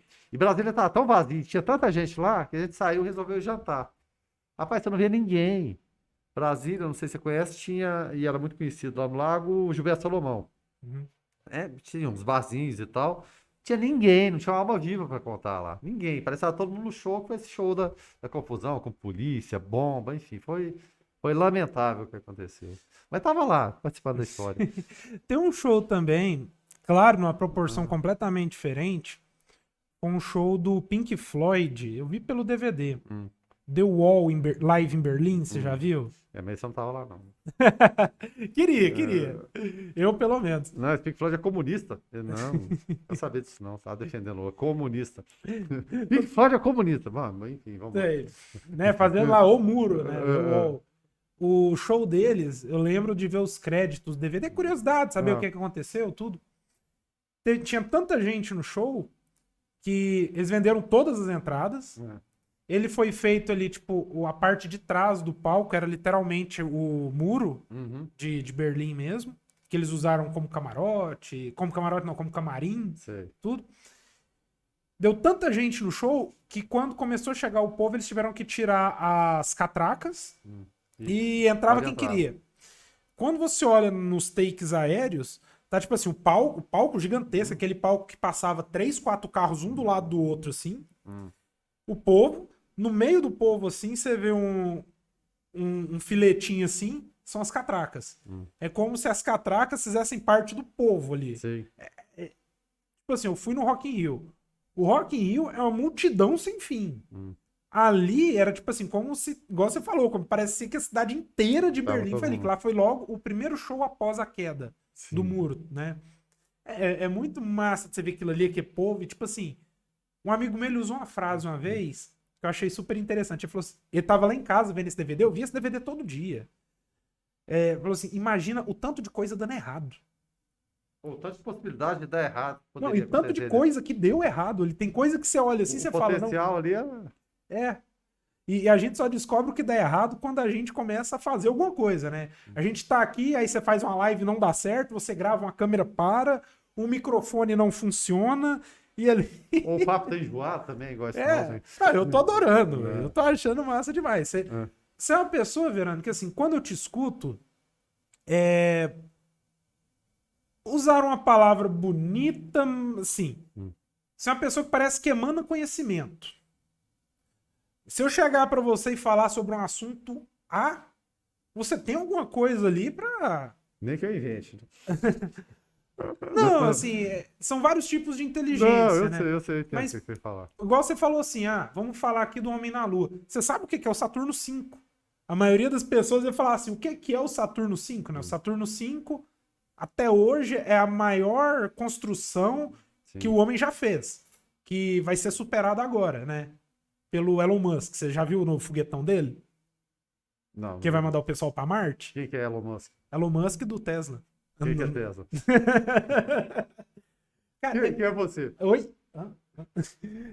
Cara, é muito louco o jeito da nave dele. Ela não entra na... Ela sobe o foguetão, tipo o Saturno V, só que... É pelo Saturno V que ele ia sendo descartado, né? O dele não. O dele é feito só em 2 estágios. Né? Aí ele vai... Aí quando ele entra na atmosfera, ele é como se fosse um... Ele é como se fosse que é formatão de míssil, né? Ele cai de barriga. E ele tem os flapzinhos assim, 2 do lado, na frente, 2 atrás, e ele vai caindo de barriga. Na hora que ele chega a 500 metros do chão, ele religa o motor, aí ele tá assim, essa faz vum, E desce. e desce 500 metros. Aí você vai ver nos testes dele, é o tanto de foguete que cai, vum, e esborracha no chão, que é trem gigantesco, até que eles conseguiram pousar um. Aí já virou festa. Aí eles falam que vai ser a maior construção já feita pelo ser humano, quando ele até então ele é só um foguetão com combustível, né? Quando ele estiver cheio, ele vai ser a peça mais pesada e maior já construída pelo homem, né? Porque a gente pega o caso do Saturno V. A concepção dele foi as bombas voadoras, a V1, V2, enfim, do Von Braun até chegar no Saturno V e o medo que eles tinham e o potencial explosivo. A gente teve ônibus espacial. E tipo, puxa vida, esse é o futuro. Sobe igual o foguete, quer dizer, você tem o foguete para fazer chegar naquele estágio, depois desce como avião ônibus espacial, puxa vida, turismo espacial. E a gente viu 2 fracassos no meio do caminho. Challenger, que foi o primeiro que explodiu lá em 86, na subida, e o Columbia na reentrada. Aí abandonou-se. Os americanos tiveram que recorrer aos russos. enfim, para levar o seu espaço. Agora entrou o quê? Iniciativa privada. Aí você tem a concorrência dos bilionários americanos, né? E o Elon Musk é apenas um deles. Não é o único. Você Da tem- Amazon também. E você tem da Virgin também, enfim, cada um levando isso adiante. E faz parte o quê? Da iniciativa privada americana também, não depender somente do Estado. Porque a NASA, ela torrou muito dinheiro, torrou, sem dúvida nenhuma. Ela sozinha hoje daria conta? Talvez desse. É parceria que se faz. Então a iniciativa privada é importante nesse momento, nessa situação de um homem querer chegar a Marte, vamos chegar em Marte um dia? Não sei, a Lua era improvável, era impossível. Mas por conta da iniciativa privada e dinheiro. Mas muito dinheiro, bota dinheiro nisso. Você sabe por que que o homem quer tanto. Você sabe que tem uma missão da China na Lua, né? Do lado escuro da Lua? Ó, a Lua tem lado escuro? Os chineses estão lá, estão chegando Não, lá. eles estão lá. Eles estão com a missão lá, E será que vão pintar a Lua de vermelho? Ela vai virar comunista? só a parte de trás. Porque tem a Lua vermelha também, né? É. Pois é. Aí o deles lá, a A missão. gente tá brincando aqui, Não, mas é. vai falar, para descontrair. O pessoal deve entender. É. Eles estão atrás do Hélio 3. Não sei se você já ouviu falar. Ah, não, você falou hélio, composto químico, da tabela Isso, periódica. eles estão na Lua em busca do Hélio 3, que ele é um composto para combustível que gramas dele Tem geram um potencial. tem um potencial muito grande. Uhum. O problema não é pegar ele lá, é trazer ele para cá. Que seria tipo você pegar um floco de neve, sei lá, E na chegar Antártida, aqui e tentar- intacto, né? e chegar com o floco de neve aqui no Brasil.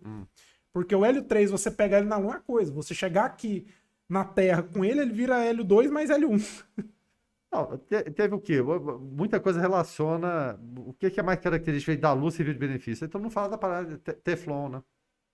Teflon é o do flúor lá, né? Antiaderente, aquela coisa toda. Ele é feito de flúor.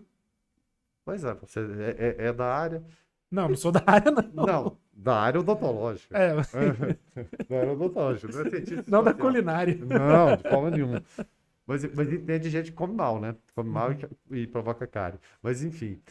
É evolução constante. A gente tem que buscar isso. Eu adoro documentário é comigo mesmo. Qualquer documentário, eu deixo ver qualquer coisa para ver um documentário, de repente, sobre uma história maluca perdida do faraó Tutankhamon, qualquer coisa nesse sentido.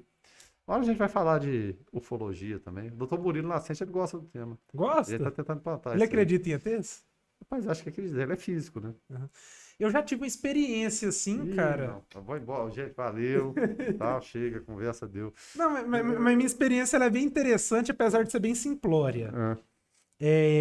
Tava eu com um amigo meu, a gente anda naquelas fitinhas nas árvores, né? Eu andava, ele continua, que é o Cadu. A gente tava um dia saindo do Parque ali da Liberdade. Sei. Aí encostei no carro lá, conversando com ele, olhando assim pra cima. Aí sabe quando você vê as estrelas mexendo assim? Não. Então, a gente sabe porque a gente viu. Aquele monte de estrela mexendo, aí eu virei assim, eu falei, Cadu, é só eu que tô vendo isso? Será que vai ter Bilu? Aí ele olhou e falou assim, não. Peguei meu celular sem bateria. O dele sem bateria, que a gente passou o dia ali tirando foto. Mas não, mas foram os filmando. ETs que descarregaram pra vocês não filmarem. Não duvido não. Aí a gente é meio assim, né?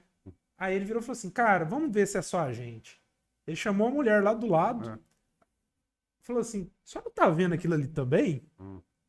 Detalhe, a gente não usa droga, não bebe nem nada. A mulher, tô vendo, ela chamou os filhos dela lá, os netos dela em casa, pra ver.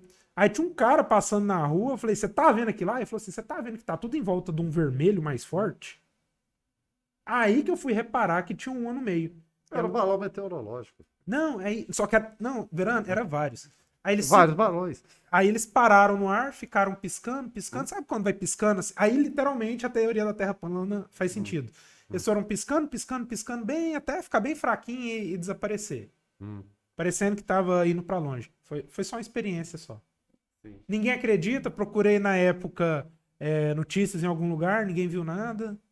Foi só eu, senão eu tinha algum problema de vista, e esse problema de vista foi... Até o governo brasileiro, a aeronáutica brasileira, reconhecendo um caso que teve passagem aqui por Anápolis. Mas de que forma? Os caças Mirage saíram para tentar interceptar. Isso nos anos 80. E 86. O governo brasileiro admite oficialmente que não sabe o que era aquilo. A noite dos Pilotos OVNIs. pilotos de voo comercial relataram da mesma forma. os caças saíram atrás e realmente foi um caso assim. E a gente teve o governo americano agora admitindo recentemente também que vários casos, filmagens, inclusive imagens de fenômenos que não têm explicação. Quando não tem explicação, objeto voador não identificado, é um OVNI. É aquele perfil clássico, absurdo, enfim, né? O Nossa, ET, caso Roswell lá nos Estados Unidos. Enfim, são mistérios. Isso pode ser um outro papo também. Acho que eu já te perturbei demais, viu? nada, que isso. É. Esse caso da noite dos OVNIs, sabe o que eu acho interessante? Minha avó me contava história disso aí. Ixi, eu tô velho mesmo, viu, que eu lembro dessa história. Não, mas é porque assim, ó. Eu morei com a minha avó, eu chamava minha avó de mãe, ela que me criou. Então, assim, a maioria das minhas Não, dá coisas pra é com perceber que ela. você é um menino criado por vó. Não, com certeza. Aí ela falou assim, que teve uma noite que ela tava na minha madrinha, na chácara da minha madrinha, que eles estavam em volta de uma fogueira conversando, Hum. e de repente todo mundo assim, ela sentiu como se ela estivesse flutuando. Eu lembro dessa história até hoje. Ela sentiu como se ela estivesse flutuando sobre a grama, numa grande velocidade, indo pra algum lugar. Ela fala que ela não lembra aonde. Aí de repente, na hora que ela piscou, tava todo mundo de volta, no mesmo lugar ali em volta da fogueira, e que ninguém sabia mais sobre o que estava conversando. Deu apagão. Ela falou assim, como se tivesse. Ela falou assim que ela só lembra dela piscar, ver ela flutuando na grama, piscou de novo, tava de volta ali, e todo mundo naquela conversa, naquelas coisas ali, e acabou o assunto. Um olhava pro outro, não tinha assunto, cada um foi pro seu quarto, encerrou a noite. Aí no outro, e minha madrinha, eu até quero trazer meu padrinho e minha madrinha aqui. Porque meu padrinho é aquele cara de 80 anos que larga tudo, construiu a casa dele com as mãos dele lá na beira do lago e mora lá. Né? Hoje ele tem uns 80 e quase todos, e vem pra cá e fica nessa. Sim. Vem pra cá um pouco, fica lá muito. Meu padrinho, até hoje, ele não é aquela pessoa ligada em tecnologia. Minha mãe falava assim que nessa época, lá era tudo assim, a luz de lampião. Era aquela roça mesmo, sabe? Aí ela fala que quando ela voltou pra cidade, que meu padrinho ficava lá, ela viu as notícias falando dessa noite dos OVNIs. Aí ela falou assim que ela ligou uma coisa à outra e que ela foi falar com a minha madrinha e com o meu padrinho, que eles negaram que isso aconteceu, que não lembram e não gostam de entrar no assunto. Sim. Ah, coisa assim, experiência de família só. Não quero dizer que eu acredite em ET. Mas gostaria que houvesse em alguns bichinhos cabeçudos por aí pra gente achar. Não, mas tem. Tem muito cabeçudo por aí. Ô, Paulo, E aí? quando você estava no tema do Elon Musk, Pode falar. a Patrícia te comentava assim, Paulo, isso ocorreu em 2021. Se for ver a linha de satélites do Elon Musk, ficou visível por cerca de 15 minutos. Não, eu sei da linha de satélite deles. A linha de satélite deles é diferente, que é o Starlink, né? Ele lança, são vários satélitezinhos pequenininhos, de tamanho de uma caixa de sapato, cada um, mais ou menos. Eles ficam visíveis, só porque eles não são visíveis aqui na América do Sul, porque todos os lançamentos dele ocorrem na América do Norte. Apesar de que muita gente vai falar, mas os Estados Unidos, a NASA, eles pegam ali na Guiana para fazer os lançamentos lá, porque gasta menos combustível, mas os do Starlink não. O do Starlink eu tenho. E não é o único também. A Amazon tem um sistema de internet igual, que eles estão planejando, Starlink. E o que eles esbarram é que eles vão, tipo, fazer uma tela de galinheiro em volta da Terra, basicamente. E como é que vai sair ou vai chegar alguma coisa sem esbarrar nisso aí? É outra discussão. Mas não tem nada a ver. O Starlink, eles não vêm no formato que eu vi. O Starlink, quando eles estão visíveis, tem os vídeos, eles vêm num... É um atrás do outro. O que eu vi, eles eram espaçados. Estou vendo congestionamento. Era como se você olhasse para uma tela de galinheiro e fosse só o encontro das telinhas, os pontinhos ali. O Starlink, ele vem todo assim, aí enquanto ele é visível olho nu, ele vai ficando assim. Quando ele chega na altura ideal, que já não é mais visível, que eles espalham. Isso aí. Eu gosto desse tema, eu acho muito... Uma coisa boa, eu tô aprendendo mais coisas. Eu tô aprendendo muita coisa aqui. Isso aí tudo, ô Verano, Netflix, É. YouTube. Rapaz, eu só assisto. Você vê o que que é? Assisti a Modern Family, aí descobriram, aí tiraram do catálogo Modern Family. E mudaram pro canal que eu não tenho. Fiquei revoltado com isso, porque eu só assistia Modern Family, mais nada além de Modern Family. A missão Challenger também, se você procurar no Netflix, tem uma série que conta tudo da Challenger, tudo das pessoas lá, que tinha até uma Tinha professora professora, e ia fazer tudo. pesquisa e tal. Eles contam tudo. Então, assim, tem muito documentário bacana. E eu vou lembrar aqui, na época do politicamente incorreto, ele reinava. Tinha um jornal lá em Brasília e ele circulava nacionalmente também. Era do Rio de Janeiro, do Rio de Janeiro, mas chegava na faculdade lá.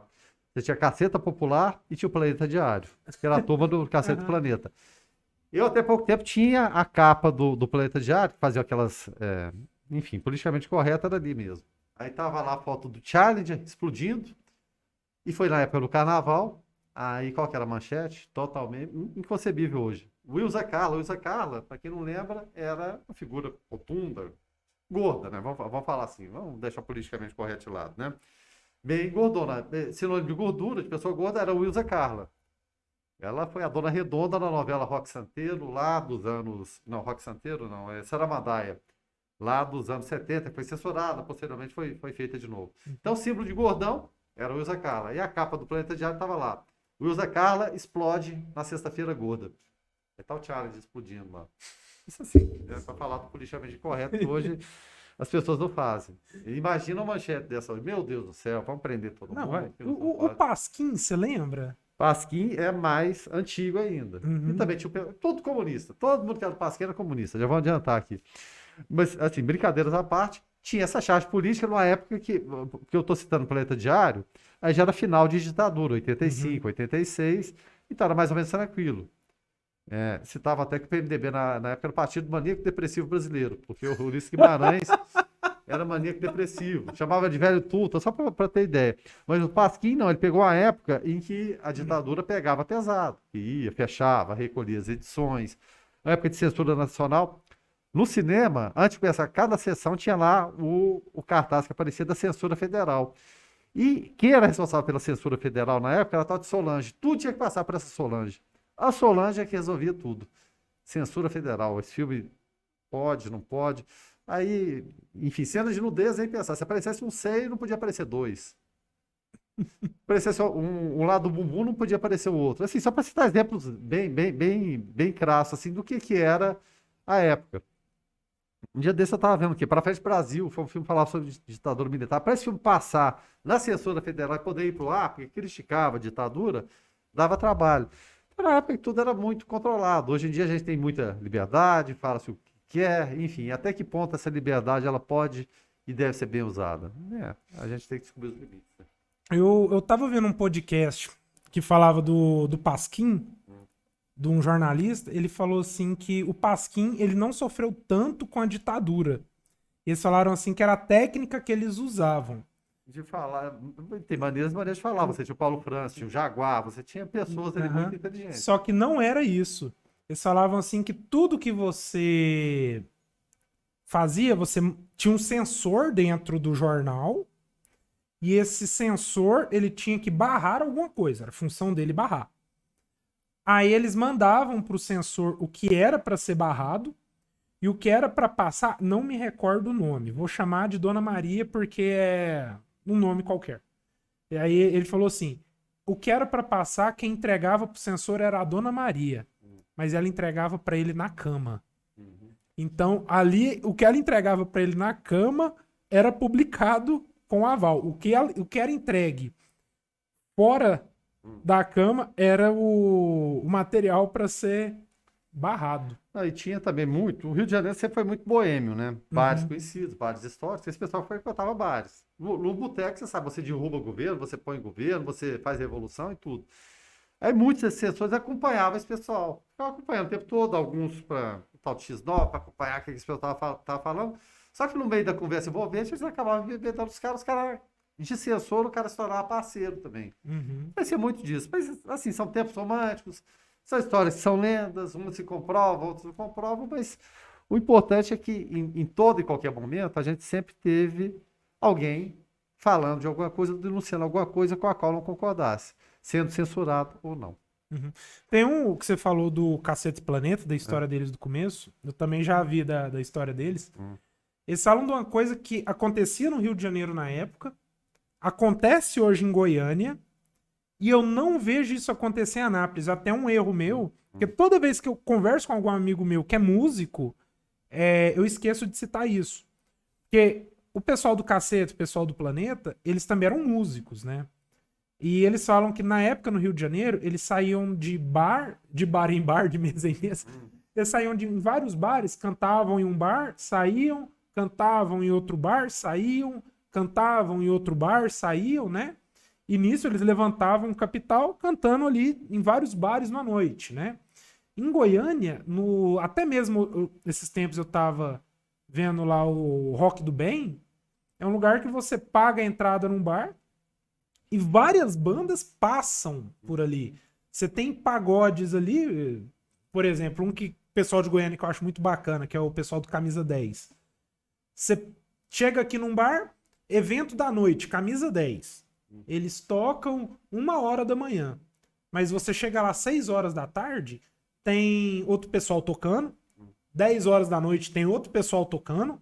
11h30 da noite tem outro pessoal tocando. Camisa 10, 1h da manhã. Aí você vai pra um outro bar qualquer, tá lá. Hoje é tarde com Camisa 10. 6 horas da tarde, Camisa 10 tá lá. Aquela banda que seria a primeira, que seria antes dele lá, é a segunda.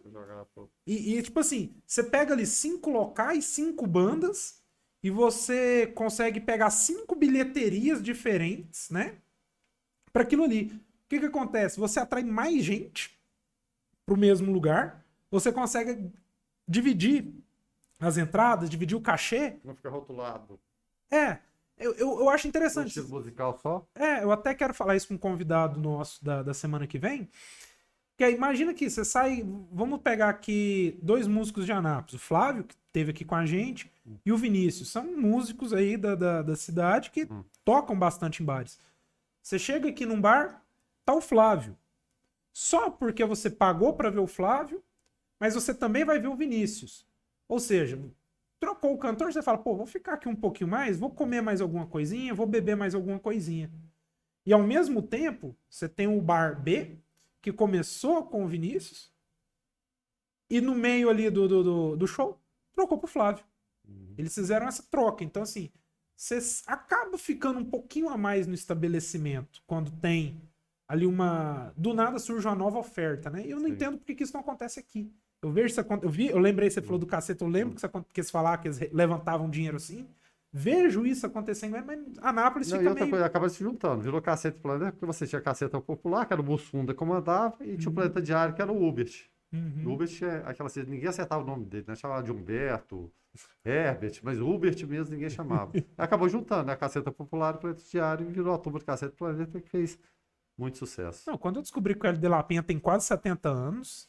E é botafoguense. Tipo, não, pior, é mesmo. Pior não, melhor. O Bussunda era flamenguista. Cara, sabe.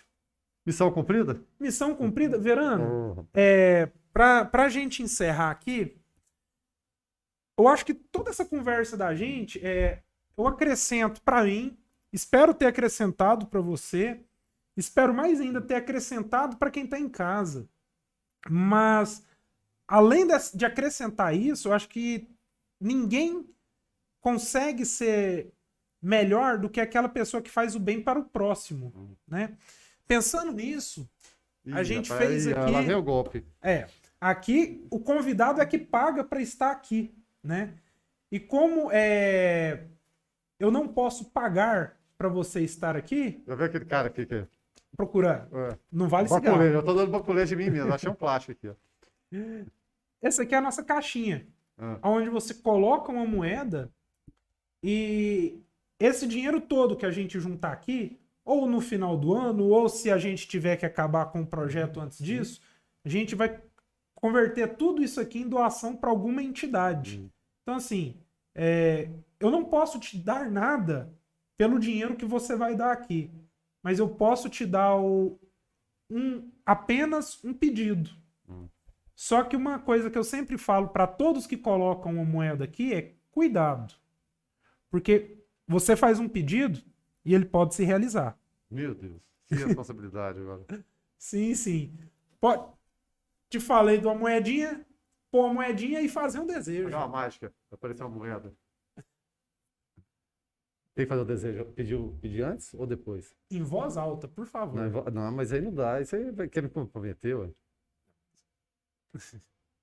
Quem tá em casa tem que saber do seu Não é desejo. possível um negócio desse. Meu Deus, eu vim aqui para ser humilhado publicamente, não é possível. Ninguém ainda tá pagando pra isso. Eu tô pagando para isso. Vê se eu consigo colocar a moeda em pé. A de 5. Essa aí para. Vai parar no livro aqui. Aqui, ó. Esquerda e direita, só faço a mesma moeda. Você vê que lado vai cair. Um lado é barbudo, o outro tem um cabelinho assim. O pedido que a gente faz. Ih, rapaz, o Barão do Rio Branco aqui, é ele mesmo. O pedido que a gente faz, e eu acho que tem que fazer nesse momento, é de. É claro, a gente está no processo eleitoral, isso suscita paixões. Vamos escolher presidente da República. Todo mundo leva presidente, só que a gente vai escolher governadores, também deputados, senadores, enfim.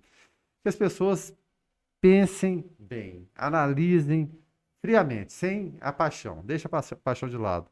Como eu falei no início aqui, você acha que o atual, e aqui eu estou citando qualquer cargo dele, se você lembrar para quem você votou, presidente, governador, deputado federal, estadual, senador, que seja, lembrou? Já é meio caminho andado. Você acha que ele cumpriu bem o seu papel e é fácil de pesquisar isso aí? Acho que não custa você dar para ele o voto novamente. Agora, se você acha que não, nada disso aconteceu, procure outra opção. Ou de repente, não estou pregando voto em branco, voto nulo, que seja, mas procure outra opção. Mas não fique amarrado até o fim com coisas que, de repente, não sejam corretas. Sejam atuais, sejam do passado, ou sejam novas, propostas mirabolantes também. Então, o desejo é esse. Que as pessoas possam votar com consciência, porque o arrependimento depois, ele é amargo, ele é terrível. Então, tá aqui. Bacana. Verano, a gente também tem 3 perguntinhas. Mas, meu Deus do céu, mas não é possível. São Né? 3 perguntinhas simples. Lembrei do Silvio Santos, agora foi candidato em 89 também. Não deixaram Santos, ele, né? o Silvio Santos veio aí, e é o 23, mas não deu certo. Essa pergunta, ela é quase que uma análise de consciência. E são 3 perguntas simples. E eu gostaria que você respondesse elas conforme eu fosse Consciência fazendo. não tem nenhuma, hein? Olha só. A primeira é a seguinte, Verano.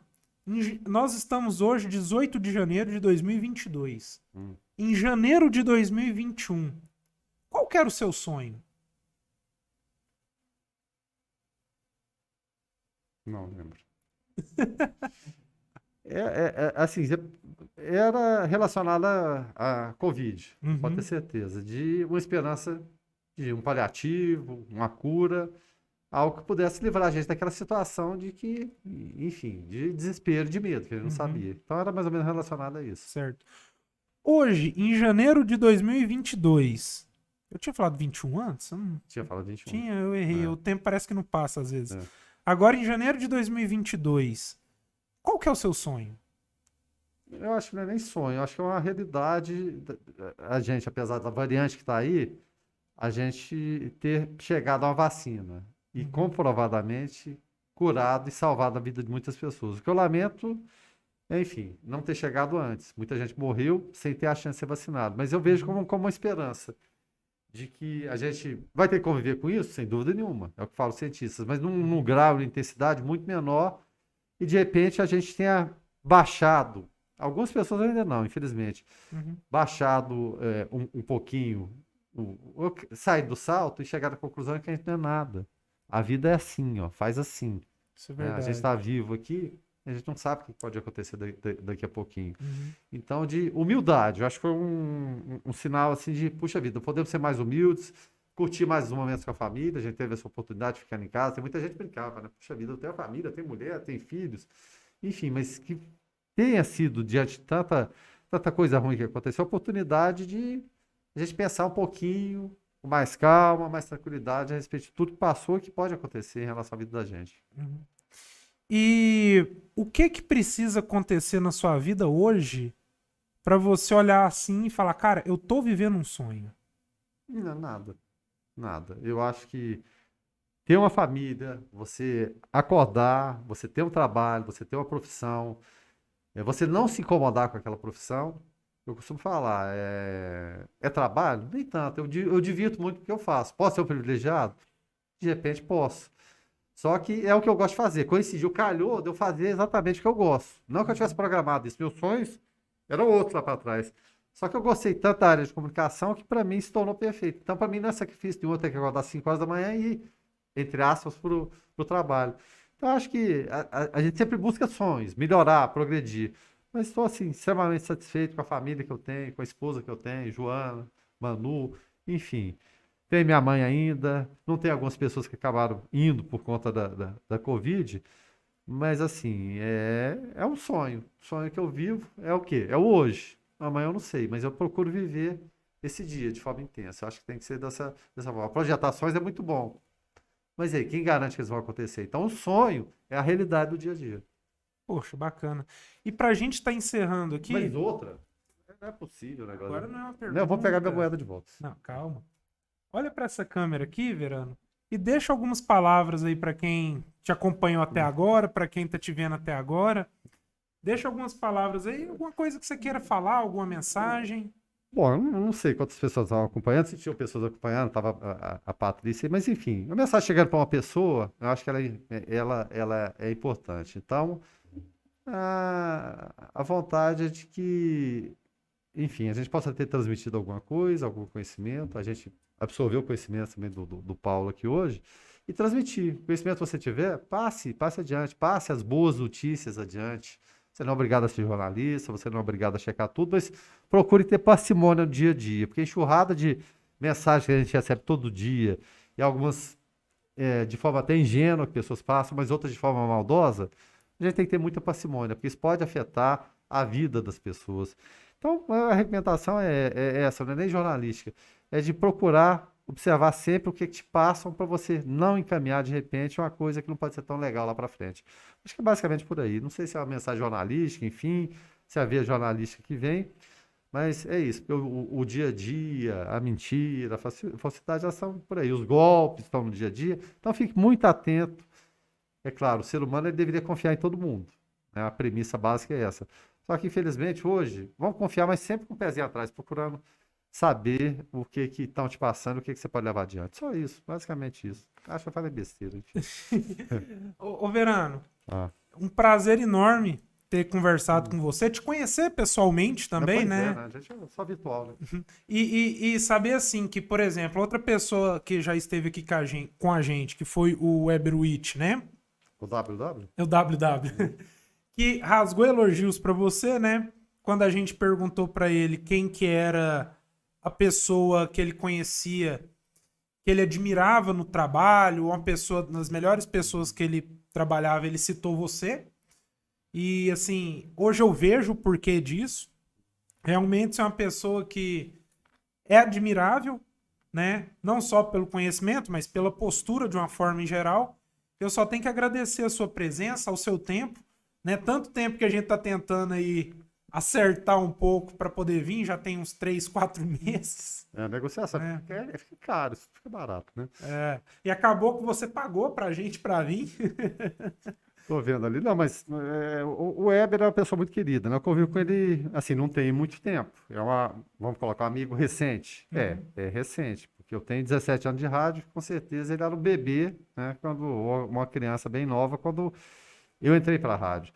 Só que, às vezes, a experiência ela não quer dizer que você seja competente, ou a falta de experiência não quer dizer que você seja incompetente. O Weber é competente e que pese a pouca idade, a pouca experiência de vida. Às vezes eu dou dicas para ele, às vezes ele dá dicas para mim, eu dou dicas mais de relação de vida. Ele, como jornalista formado, eu não sou jornalista de formação, mas ele me dá dicas também no dia a dia. Então, essa interatividade, você está no ambiente, no local que você fundamentalmente confia nas pessoas, é importante. Você também, da mesma forma, tão jovem, com tanto conhecimento. Né? Isso é importante, é bacana de ver e me deixa orgulhoso de saber que muita gente às vezes rotula tanto, o jovem não está interessado, ele não está nem aí. E você e o Weber são prova exatamente o contrário disso. Não que ninguém tenha obrigação, eu acho que ninguém é obrigado a ficar buscando conhecimento o tempo todo, ou ler o tempo todo. Mas quando isso acontece, e eu vi com você hoje, e é o caso do Weber, isso aí me deixa, assim, feliz. Na esperança de que a coisa vai acontecer uma hora. Agradeço demais, tá? As palavras também.